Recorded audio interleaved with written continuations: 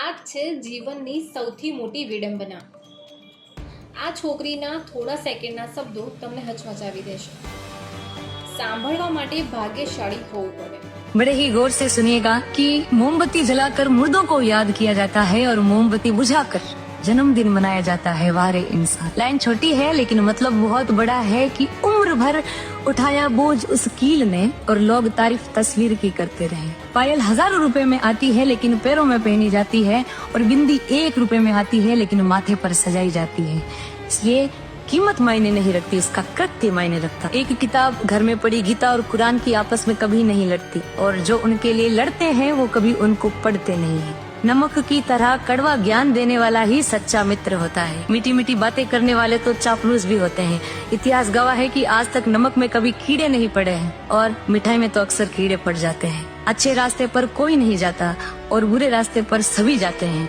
इसलिए दारू बेचने वाले को कहीं नहीं जाना पड़ता और दूध बेचने वाले को घर घर गली गली कोने कोने में जाना पड़ता है और दूध वाले से बार बार पूछा जाता है कि दूध में पानी तो नहीं मिलाया है और दारू में खुद अपने हाथों से पानी मिलाकर पीते हैं. वारे इंसान. बड़ी सुंदर बात कही है कि इंसान की समझ सिर्फ इतनी है कि उसे जानवर कहो तो वो नाराज हो जाता है और अगर उसे शेर कहो तो वो खुश हो जाता है, जबकि शेर भी एक जानवर का ही नाम है.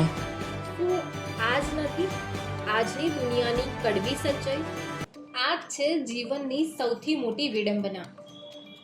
આ છોકરીના થોડા સેકન્ડના શબ્દો તમને હચમચાવી દેશે. સાંભળવા માટે ભાગ્યશાળી હોવું પડે.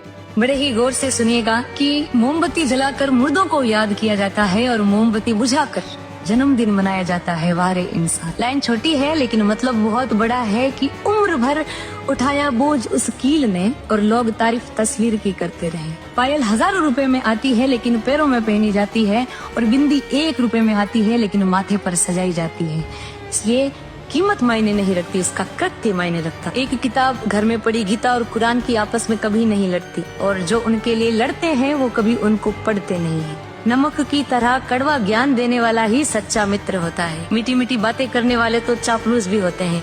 इतिहास गवाह है कि आज तक नमक में कभी कीड़े नहीं पड़े हैं और मिठाई में तो अक्सर कीड़े पड़ जाते हैं. अच्छे रास्ते पर कोई नहीं जाता और बुरे रास्ते पर सभी जाते हैं.